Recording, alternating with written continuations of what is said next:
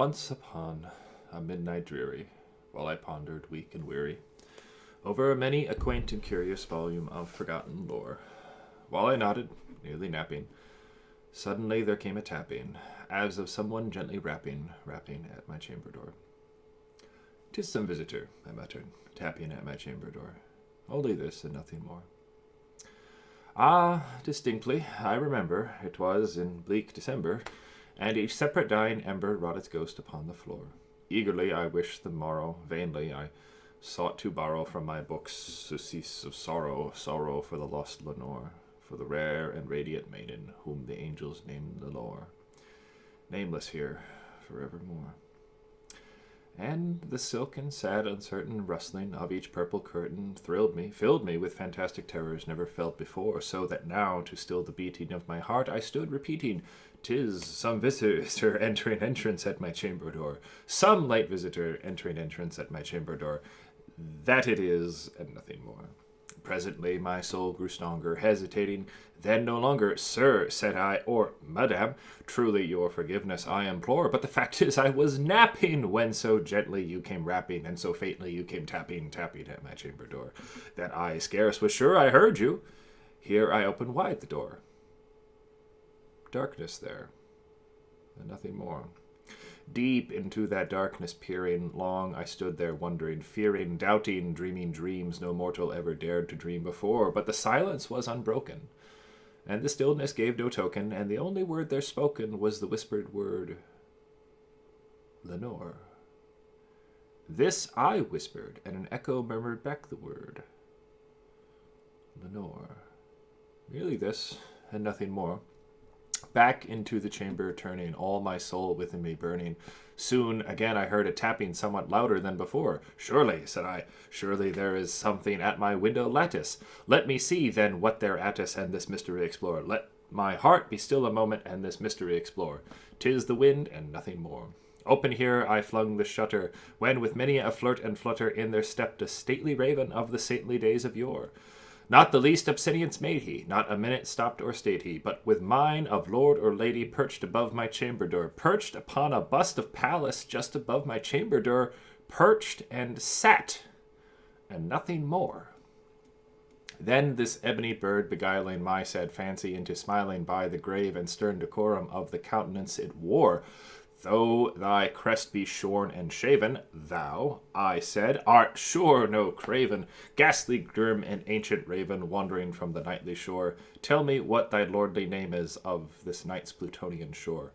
Quoth the raven, "Nevermore." Much I marveled this ungainly fowl to hear a discourse so plainly, though its answer little meaning, little relevancy bore, for we cannot help agreeing that no living human being ever yet was blessed with seeing bird above his chamber door, bird or beast upon the sculpted bust above his chamber door, with such a name as Nevermore. But the raven, sitting lonely on that placid bust, spoke only that one word, as if his soul in that one word he did outpour. Nothing further that he uttered, not a feather that he fluttered, till I scarcely more than muttered, "Other friends have flown before. On the morrow he will leave me, as my hopes have flown before." Then the bird said, "Nevermore." Startled at the stillness broken by reply so aptly spoken, "Doubtless," said I, "what it mutters is only stock and store, caught from some unhappy master, whom unmerciful disaster followed fast and followed faster, till his songs one burden bore, till the dirges of his hope that melancholy burden bore of nevermore." But the raven, still beguiling my sad fancy into smiling, straight I wheeled a cushioned seat in front of bird and bust and door. Then upon the velvet sinking, I betook myself to linking fancy unto fancy, thinking what this ominous bird of yore, what this grim, ungangly, ghastly, gaunt, and ominous bird of yore meant in croaking "Nevermore."